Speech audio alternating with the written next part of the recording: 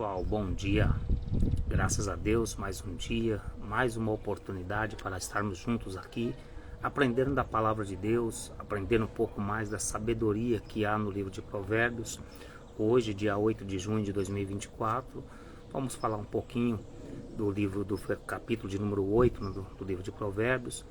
E é um capítulo muito bom sobre a sabedoria, né? Vai falar tudo sobre a sabedoria, o início da sabedoria, como ela surgiu, como ela age. E o verso escolhido aqui, o verso 19, diz que a sabedoria ela dá ganhos profundos, né? 19 ele diz que o meu ganho é melhor do que o ouro, melhor do que o ouro puro, e minha renda melhor do que a prata escolhida. Veja que Salomão ele coloca aqui questão da sabedoria. E é claro, né, isso é mais do que óbvio, que a gente sabe, qualquer pessoa sabe que ter conhecimento vale mais do que ter dinheiro. Até porque dinheiro sem conhecimento, dinheiro sem sabedoria, se acaba. A gente vê, isso é muito comum, e existem até estudos para isso, né, de pessoas que ganham fortunas, sejam elas herdadas, sejam elas por prêmios de loterias, e em pouco tempo ele está pobre, até mais pobre do que ele era antes de ter ganhado esse prêmio. Por que isso acontece? Porque a mente dele não tem trilhas, não tem caminhos neurais para conduzi-lo a permanecer na riqueza, porque ele não tem sabedoria. E Salomão já fala isso, eu amo, eu me recordo quando eu comecei a estudar a PNL, isso lá nos anos 90, era uma coisa ainda que nem se falava, ninguém nem sonhava o que era essa tal de programação neurolinguística. E eu fui apresentado a um professor que havia ficado um tempo nos Estados Unidos, e eu, quando era jovem, eu era aficionado pelos Estados Unidos, eu era louco para morar nos Estados Unidos. E quando um amigo me falou a respeito desse professor que tinha lá, que ia dar uma palestra, eu fui nessa palestra, todo mundo saiu dando risada, falando das loucuras que o camarada tinha apresentado, dessa tal de PNL, como é que uma programação neural, como é que alguém programa o cérebro, que isso era coisa de louco, coisa de filme, de ficção científica. E foi uma coisa muito engraçada. E eu fiquei com aquele negócio, naquela época não existia celular, a gente tinha pagers, né? Eu sou do tempo do pager. E eu fiquei assim e comecei a procurar e descobri um outro lugar onde esse professor iria dar uma nova aula. Fui lá, me aproximei dele, comecei a conversar com ele, tornamos parceiros de negócio. Eu acho que eu tinha uns 17 para 18 anos nessa época. Eu já era meio maluco com essa questão de aprendizado e comecei a me aproximar dele, né? E o professor Luiz, ele tinha uma empresa, ele era de São José do Rio Preto, eu era de Guarulhos, né? Bem distante, uns 90 e poucos quilômetros, 100 quilômetros de distância uma cidade da outra. E começamos ali, fazer, na época a gente tinha a questão do telefone, do fax, né? Trocamos o número do telefone onde eu trabalhava, e vez ou outra ele me passava alguma coisa por fax. Eu comecei estudando, e quando ele estava em São Paulo eu procurava participar das palestras deles. Por fim, acabou que me tornei, né, quem me introduziu na questão de palestra, treinamento foi ele. Uma certa vez ele foi dar uma palestra e pediu um suporte para mim, e ali começamos, e assim seguiu. Essa busca pela sabedoria, essa busca tão assim maravilhosa, posso dizer assim, maravilhosa, que foi dessa introdução à PNL, que acabou me introduzindo para entender, buscar, correr atrás de conhecimento e tudo mais. E então, assim, vendo com ele, a gente já dizia essas questões, né, das camadas, né, dos caminhos neurais, que hoje é tão comum. Hoje a gente fala de neuroplasia cerebral, saindo do campo de ciência, saindo do campo da neurociência. Se fala isso em treinamentos, palestras, se tornou uma coisa assim meia comum, corriqueira, né? É tão comum falar de questões de neurociência que se tornou muito comum. Oswaldinho, bom dia, meu irmão, satisfação ver você aqui ao vivo com a gente, Dieguinho, Everton, forte abraço, gente, Deus abençoe, um bom dia para vocês. Aqui em Portugal tá desse jeito, aqui já é tarde, né, na realidade, né? Hoje é sábado. Aí estava um pouco mais tarde aproveitando com a esposa, e aqui já é mais de 1 hora da tarde, né? Aí no Brasil são 7 horas da manhã, sei lá, né? 7, isso, 7 não, 8 horas da manhã, 9 horas da manhã. Então, assim, voltando à questão, né? E assim foi, começamos a caminhar nessa questão, começamos a trabalhar junto, comecei a me interessar por essa questão de treinamentos, de palestra. E depois, no ano de 1994, eu conheci a Jesus, fui para a igreja e ali aprendi uma nova visão, né? Foi me apresentado o livro sobre todos os livros, né? O livro eu já vinha lido vários escritores e aí me deparei com a Bíblia Sagrada. E comecei a estudar, comecei a entender, tentar buscar conhecimento dentro da Bíblia.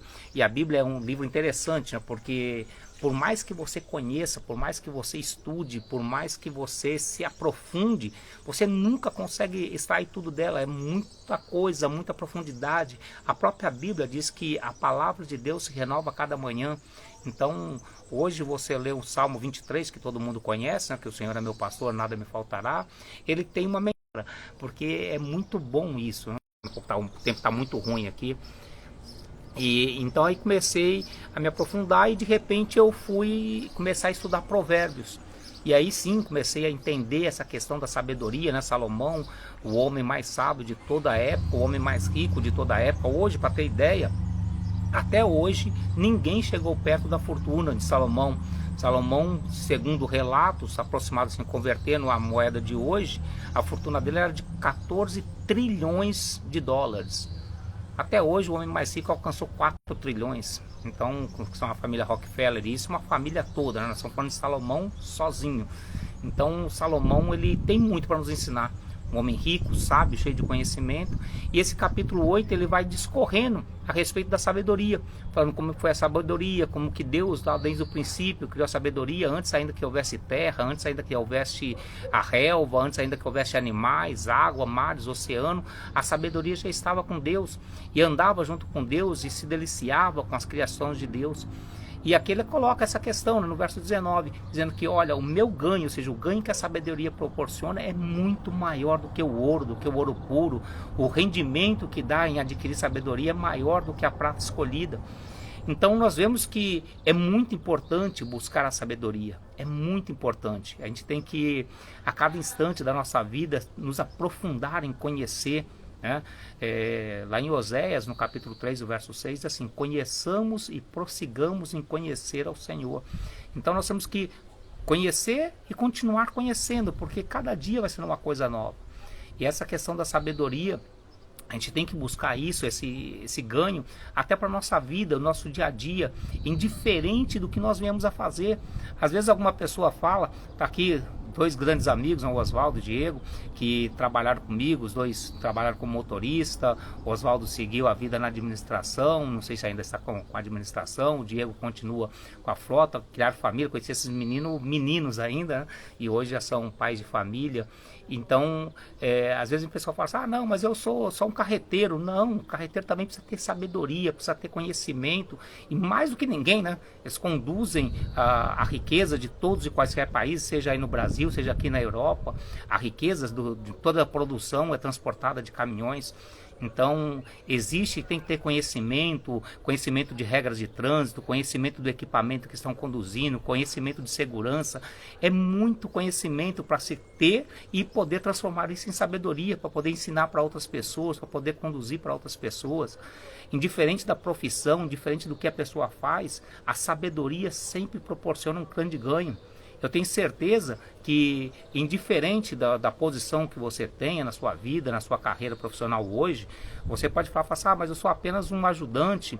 Eu tenho amigos que me seguem aqui, que são da área de segurança, trabalham com vigilância.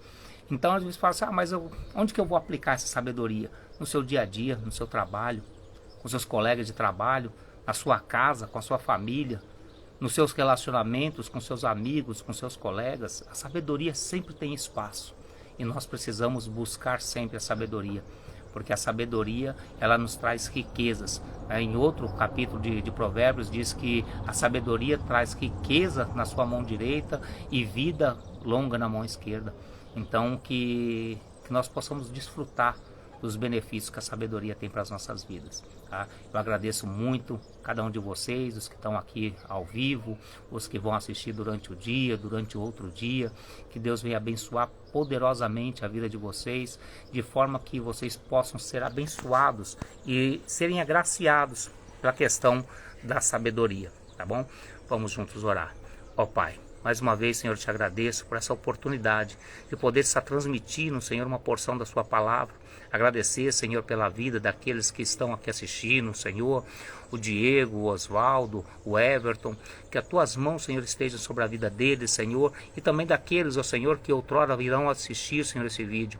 Que as tuas mãos de poder estejam sobre a vida de cada um para abençoar e prosperar os seus caminhos. Que cada um, Senhor, possa encontrar, ó Deus, a sabedoria que vem de ti, a sabedoria que há na tua palavra e assim aplicar para as suas vidas, Senhor, no seu cotidiano, para que possam alcançar, Senhor, o rendimento, Senhor, da riqueza e da prosperidade, para que alcancem dias longos e felizes em suas vidas, porque somente a tua sabedoria nos dá isso. Por isso eu te agradeço, Pai, no nome do teu Filho amado. Gente, tenha um ótimo final de semana, que Deus abençoe poderosamente a vida de cada um de vocês. Fique na paz, até mais.